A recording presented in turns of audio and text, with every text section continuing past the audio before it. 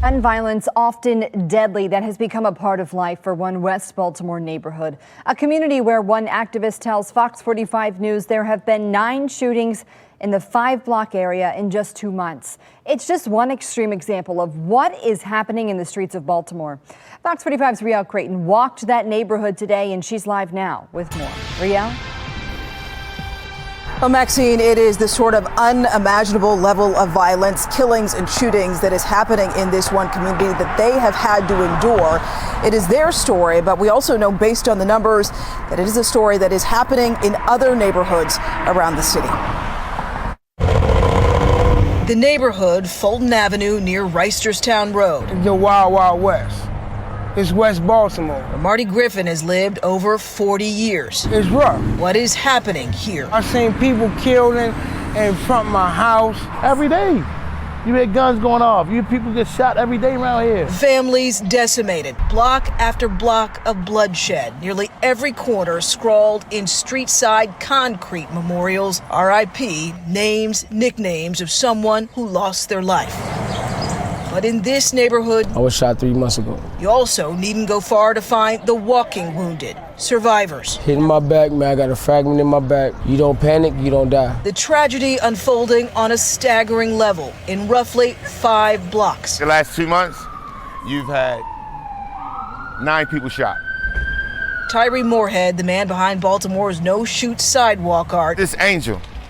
We don't shoot little girls. Dedicating this massive one to a 10-year-old girl caught in the crossfire of a daytime gun battle. She lived, but there are many others on different days who didn't. Long live legs. This no-shoot zone is not for legs, but one of his homeboys came over here and asked me could I put his name there because he died up there.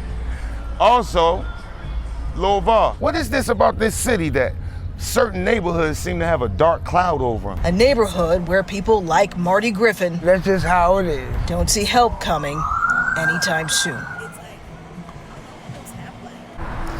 There is a real sense of hopelessness in that community. We know that the city violence was enough for a much publicized summit between the mayor and Governor Hogan this past week, where they talked about the goal of saving lives in the city. We have breaking news to report to you right now. Firefighters on the scene of an explosion and fire in Baltimore County. Keith Daniels just arrived at the scene in Pikesville. Keith, what's happening right now and what happened that you're aware of? Well, Kai, it's an incredible scene here. Let me take you right to the video. Look at that. That's burning pretty much out of control here. That is a gas line in this neighborhood that residents say exploded. Firefighters say it exploded as well. It's happening here at Stevenson Road and Jan Allen Drive here in Pikesville. Now, fire officials say they have at least so far three people hurt. 2 of those individuals refused to go to the hospital, but one of them had to go to the hospital, taken to Johns Hopkins Bayview Medical Center. A very active scene here, and there are other firefighters in the area as well. But that fire, you see it, is burning out of control. Joining me here now is Lieutenant Francis. He's with the Baltimore County Fire Department. He's going to perhaps give us an update as to what happened. Lieutenant, what can you tell us really quickly? Yeah, just before 4 o'clock, we started receiving multiple calls here in the neighborhood for reports of an explosion with active fire. Fire department officials responded here within minutes. Upon their arrival, they did have 3 individuals that did suffer some burns. One of them went to Bayview, as you mentioned, with life-threatening injuries. Right now, the gas is BG&E Electric and gas out on the scene trying to secure the gas. We have some electric lines that are involved also, so they've shut down the electric to the neighborhood. And then we've also had to evacuate multiple homes here. No one in the community is injured. We don't see any significant threat to the community beyond what is taking place in the road here. There's no threat to any of the homes. What started there? What caused it? Do you know yet? At this time, we don't know. We know there was some crews working in a trench there, and at some point something took place that caused this event. You said the individuals that are hurt are not residents. Are they crew members or who? We believe them to be workers that were working in that hole. Who do they work for? That we do not have right now. We're still going to be investigating that information. It looks like it's burning out of control. I've got trees. I see trees on fire. Yes, we have trees. We have electric lines. There were 2 vehicles, an excavator and a truck possibly involved that we do know of right now. But we have to let the fire continue to burn until they're able to shut off the gas. I understand. So the gas is still on? Absolutely. All right. Lieutenant, thank you. Thank you for your time and stay safe. Again, they're waiting until they can turn this gas off. He says first they have to let this fire burn. Let me keep showing you the pictures here. You see the firefighters, they're standing by, again, like the lieutenant said, waiting for this fire to burn out before they turn off the gas. And at this point, I suppose, Lieutenant, you're standing there, you're just trying to contain it now, isn't that right? That's correct, just making sure it doesn't spread anywhere else. They're trying to make sure it doesn't spread to any other area. Again, burning out of control here. Well, continuously burning. They are trying to keep it contained to this particular area. Firefighters, as you can see, are pushed back. They're standing there waiting. Again, no explanation at this moment as to what triggered the explosion. But again, they have 3 people injured, one of them seriously, they said, taken to the hospital. No firefighters injured at this moment. So again, that is the situation here in Pikesville, a gas explosion, and it's burning out of control. Back to you guys. And Keith, this is Kai and, of course, Maxine, and I'm not sure if you're able to get Lieutenant Francis back. I happen to know that Fort Garrison Elementary is in walking distance. The school's let out already, but I'm just wondering, could there be any after-school activities happening right there where they've asked the people, any teachers left to leave the area? Have you heard anything about that? Because that school is in walking distance of you. Let me ask. My anchor is asking the question. This is Kai. He's asking about the school that's close by. Any threat to the school? What about the students? School is being let out. What about any threat to the school nearby? Stevenson Road is shut down at this intersection right now, Stevenson and Birch Hollow. There is no threat to any of the homes or the school at this time. Our firefighters are here with hose line, making sure the fire doesn't spread anywhere else, keeping everything else cool.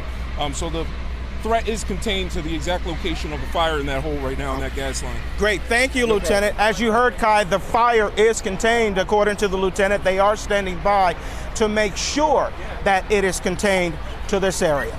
Kai?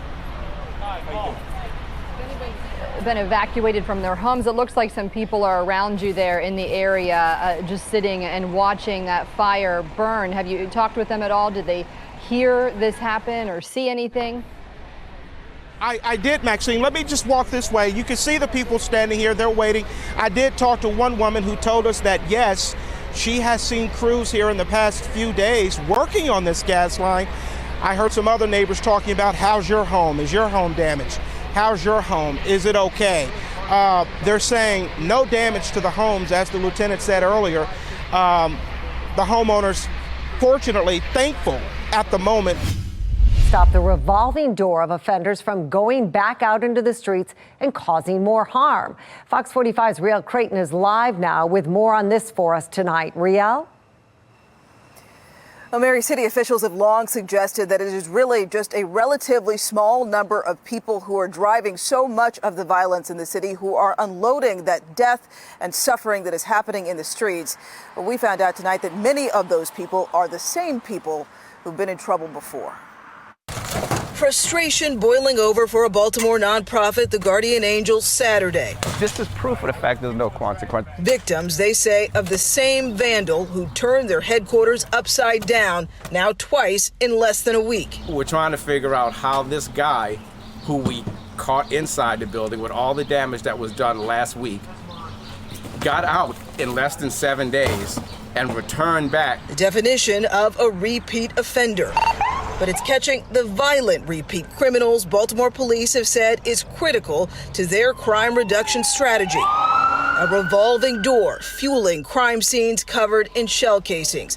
Last week, city police announced the arrest of 29 suspects accused of killing and injuring others in Baltimore. Half already had criminal records. Of the 102 homicide arrests in Baltimore last year, 25% of the suspects on probation. Right now, we just don't have enough cops. We don't have enough cops to do community policing. We don't have enough detectives to solve homicides. A decade earlier, Saru Vignaraja headed the Violent Crimes Unit in the state's attorney's office. He says coordination with other agencies is crucial. Police and prosecutors need to be on the same page, working the same plan. That there's an overarching plan on where we go and who we're focused on. That seems to be absent in Baltimore right now. Well, in that meeting between the governor and the mayor this week, reportedly Mayor Brandon Scott delivered some immediate actions that could be taken to reduce city violence. It's unclear if any of that included a new approach to repeat violent offenders.